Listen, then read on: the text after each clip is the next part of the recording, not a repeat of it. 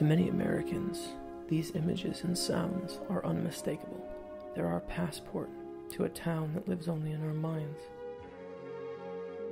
A quiet place fundamentally disturbed, an organism corrupted, a promise broken. For 2 years, Americans entered Twin Peaks to learn what had gone wrong there, what had caused America's sweetheart, Laura Palmer, to go astray, and who or what had killed her. When Twin Peaks was canceled in 1991, fans were outraged. They needed answers to the show's many spellbinding, enigmatic questions.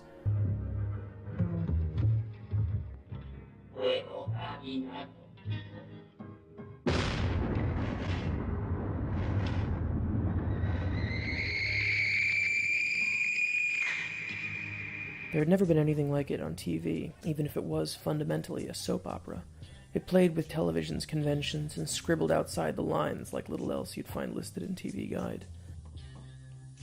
When it ended, its creator, David Lynch, America's greatest surrealist filmmaker, returned to Twin Peaks, but he didn't answer any of the questions he'd posed over the show's run. He went back in time and did what he does best.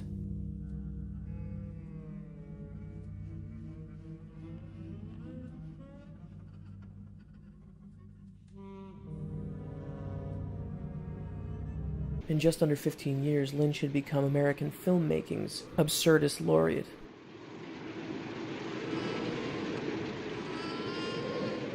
He'd opened up a window in the minds of most Americans that had been locked and painted over. He let out the demons, found the rage and sexual deviance hiding under our accepted images of suburbia. He approached sexuality and fear like a born noir director, who didn't have to hide behind subtlety, suggestion, or common decency. He tore down the walls containing our unfaithful descriptions of American life and found the quivering, cowering mass of dirty impulses that had been hiding there all along. His brand of sweaty, symbolic noir reached a fever pitch with 1990's highly divisive Wild at Heart, one of the sexiest, most outlandish films ever made. Reviews out of Cannes were savage, but it was also awarded the Palme d'Or, and a handful of the brightest critics in the world recognized that it's uniquely, unrepeatably brilliant.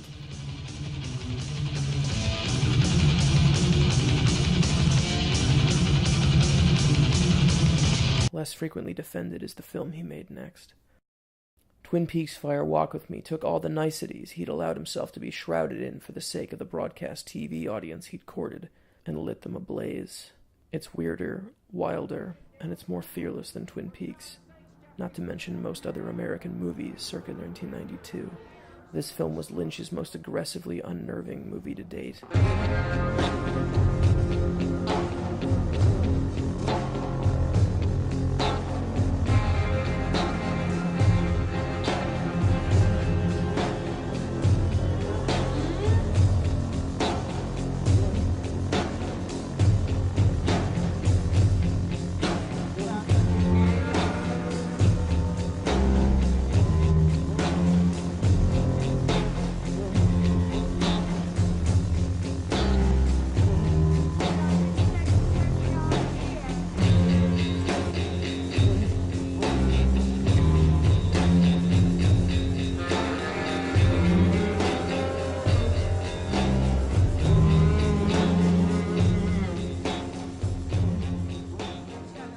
Like a dime lesbian pulp novel brought to screaming life, Fire Walk with Me shows perfect blonde high school girl Laura Palmer in the throes of a dark downward spiral.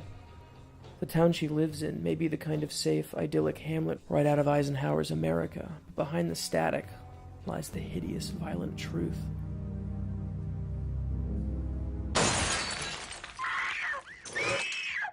No! Twin Peaks harbors the dark part of America's soul. It's where suburban dads become sex-crazed monsters, and the valedictorian volunteer is a drug-addled prostitute. By juxtaposing abjectly ironic images of the safe pop-cultural space created on television with stylish, lurid images of Empyrean degradation, images that themselves seem concupiscent, Lynch is asking viewers to understand that the screen is a lie. Like the night my girl went away, gone off in a world filled with stuff. Lights start changing and there's wires in the air, and